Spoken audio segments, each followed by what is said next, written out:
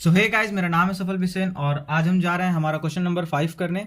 हमारे एग्जाम्पल 5 है, ये पेज नंबर 131 पे। तो ये क्वेश्चन हमारा सिंपल सा क्वेश्चन है। इस टाइप का क्वेश्चन हम आपको करा चुके हैं पहले भी। तो find the equation of the cone whose vertex is 1,2,3 and guiding curve the circle x square plus Y square plus Z square is equals to 4, x plus y plus z is equals to 1। साफ साफ यहाँ पे क्या दिया है, हमारे कोन का vertex दिया है हमको, और क्या दिया है हमको, गाइडिंग कर्व, या फिर हम कह सकते हैं हमें क्या दिया है, बेस कर्व दिया है। और बेस कर्व इस केस में क्या है, हमारा एक सर्कल है। तो इसका सोल्यूशन हम कुछ इस तरह से लिखेंगे। आप सबको पता है, हमने पॉइंट आपको लिखवाए थे कि आपको क्या करना है। सबसे पहले आपको क्या करना होता है, आपको अपने वर्टेक्स से पास होने वाली एक लाइन की इक्वेशन लिखनी होती है। और किस तरह से लिखनी होती है, आपको उस लाइन के direction ratios as l M n मान के लिखनी होती है। तो यहां पे हम क्या करेंगे, हमारे लाइन की इक्वेशन हम लिखेंगे। तो यहां पे गिवन पहले लिखेंगे। गिवन क्या है हमको, वर्टेक्स ऑफ अवर कोन, और वो क्या है हमारा, दैट इज 1,2,3। ये हमारा वर्टेक्स है। Now equation of the line passing through the vertex, equation of the line passing through the vertex. और उस लाइन की इक्वेशन क्या होगी, x minus 1 upon L is equals to Y minus 2 upon M is equal to Z minus 3 upon N is equal to K, where L M N are direction ratios of line. इसको हम क्या लिख देंगे, equation number 1। तो line 1 के element क्या है, हमारे डायरेक्शन रेशियोज हैं, और एलिमेंट को हमने खुद से माना है। अब हम यहाँ पे क्या करते हैं, ये तो हमारी लाइन की इक्वेशन आ गई। अब इस लाइन पे यहाँ देखिए आपको क्या गिवन है कि ये आपका मान लीजिए सर्कल गिवन है, जो कि आपका कोन का बेस कर्व है। और मान लेते हैं कि ये आपका पॉइंट है 1,2,3। अब आपने क्या करा कि आपने इस पॉइंट से पास होने वाली लाइन की इक्वेशन आपने लिख दी। सपोज दैट ये वो लाइन है। अब आप क्या कर रहे हैं कि इस लाइन पे ये हमारा पॉइंट होगा। तो हमारे इस लाइन पे कोई भी पॉइंट अगर लाई करता है तो उस पॉइंट का जो कोऑर्डिनेट है वो किस फॉर्म में लिखा जा सकता है। सो हम वही चीज यहां पे लिखेंगे, any point on this line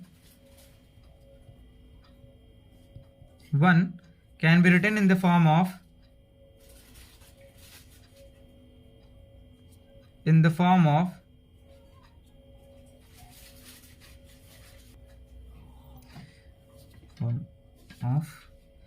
तो ये हमारा जो पॉइंट होगा, इसका फॉर्म हमारा किस तरह से आ जाएगा, इस लाइन पे कोई भी पॉइंट, वो हमारा आएगा 1 प्लस एल टाइम्स ऑफ के, 1 प्लस एल टाइम्स ऑफ के, 2 plus m k, 3 plus n के। सो ये आ गया। So any point on this line will be in the form of this. So बस हमें के की वैल्यू अगर चेंज करते जाएंगे तो हमें अलग अलग पॉइंट मिलता जाएगा इस लाइन पे। और अगर के साथ साथ हम एल एम एन की भी वैल्यू चेंज करते जाएंगे तो ये जो हमारी जनरेटिंग लाइन है, जो कोन को जनरेट कर रही है, ये चेंज होती जाएगी और ऐसे हमारे एक कोन डेवलप करेगी। ठीक है। तो अब ये लाइन अगर हम ध्यान से देखें तो ये जो सर्कल है, अब ये सर्कल किसी ना किसी प्लेन पे लाई कर रहा होगा, और वो प्लेन कौन सा है, ये x plus y plus z is equals to 1 वाला। तो ये जो हमारा प्लेन है, हम मान लेते हैं इस प्लेन पे हमारा सर्कल लाई कर रहा है, और इस प्लेन पे ये पॉइंट हमारा लाई कर रहा है। अब ये पॉइंट हमारे plane as well as on line पे है, तो हम कह सकते हैं कि हमारी लाइन पे पॉइंट है तो हमारे इस फॉर्म का होगा, और अगर हमारे प्लेन पे है तो ये जो हमारा पॉइंट है ये हमारी प्लेन को सेटिस्फाई करेगा। तो यहाँ पे लिखेंगे, सो पॉइंट 1 प्लस एल के, 2 plus m k, 3 plus n k satisfies the equation of plane अब प्लेन की इक्वेशन क्या है, plane x plus y plus z is equals to 1.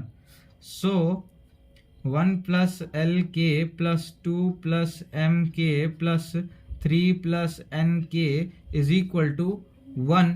और फिर यहाँ से कितना आ जाता है, 2 प्लस ये तो 1 5, तो इधर आ जाएगा -5 और कितना आ जाएगा, के कॉमन लिया तो l plus M plus N.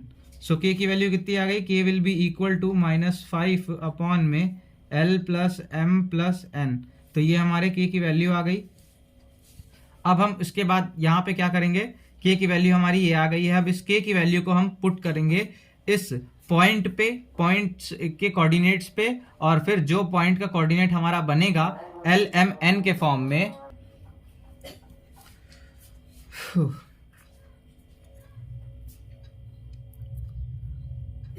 तो यहाँ से हमारी के की वैल्यू आ गई. सो यहाँ ये वाला जो पॉइंट था हम उसको अब उसका कोऑर्डिनेट लिख लेते हैं.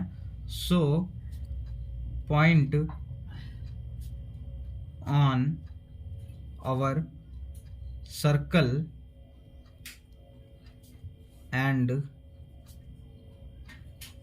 On our line 1 will be like, किस तरह से हो जाएगा, will be like 1 plus l k यानी कि 1 minus 5 L upon L plus M plus n comma 2 minus 5 M upon L plus M plus n comma 3 minus 5 N upon L plus M plus n. ये हमारा point हो जाएगा. Now this point will lie on the surface, कौन सी surface, ये x square plus Y square plus Z square is equals to 4. और अब की बार हम कह सकते हैं कि ये सरफेस हमारी एक स्फीयर की सरफेस है. So on the surface X square plus Y square plus Z square is equals to 4. So satisfy कराएंगे इसको. So 1 minus 5 L upon L plus M plus N का whole square plus 2 minus 5 M upon L plus M plus N का whole square plus 3 minus 5 N upon L plus M plus N का whole square is equals to 4. तो यहाँ से अगर हम इसको solve करते हैं फर्दर तो ये हमारा कितना आएगा,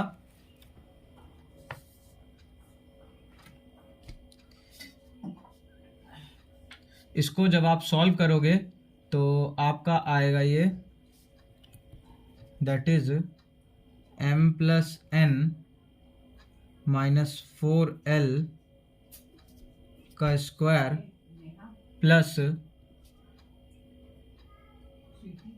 2l plus 2n minus 3m का whole square plus 3l plus 3m minus 2n का whole square is equal to 4l plus m plus n का होल स्क्वायर. हमने कुछ नहीं किया है, बस एलसीएम लेके वो जो l plus M plus N का होल स्क्वायर आया है वो इधर भेज दिया है और बाकी हमने बस मल्टीप्लाई कर दिया. अगर आप ध्यान से देखें तो ये आपका आराम से ये स्टेप आ रहा है. फिर इसका नेक्स्ट स्टेप क्या आएगा, यहाँ पे हमको अब क्या करना है, एल एम एन को एलिमिनेट करना है. So eliminating L M N from the above equation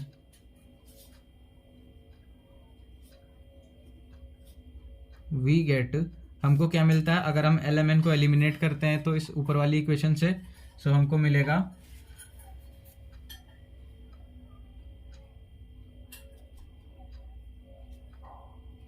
we get y minus 2 plus z minus 3 minus of 4 times of x minus 1 का होल स्क्वायर. देखिए एलिमिनेट हम कैसे करते हैं, आई होप आपको ये चीज़ पता होगी. हमको l की जगह पे x-1 रखना है, m की जगह पे y-2 रखना है और n की जगह पे z-3 रखना है, तो हमारा lmn का एलिमिनेशन हो जाएगा। तो वही चीज़ हमने की है, m की जगह पे y-2 रखा है और n की जगह पे z-3 रखा है और 4 टाइम्स ऑफ l की जगह पे हमने क्या रखा है, 4 इंटू x-1। और फिर सेम चीज़ हम करेंगे बाकी के साथ भी। तो ये हमारा आ जाएगा 2 into x-1 minus 3 into y-2, हमने ये m वाला पहले पोर्शन रख दिया है, plus 2 into z-3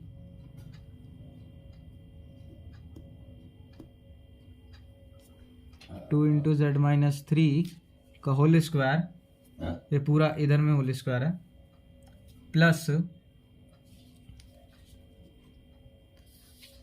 3 into x-1 plus 3 into y-2 plus minus 2 into z-3 और इसका whole square will be equal to 4 times of x-1 y-2 और z-3।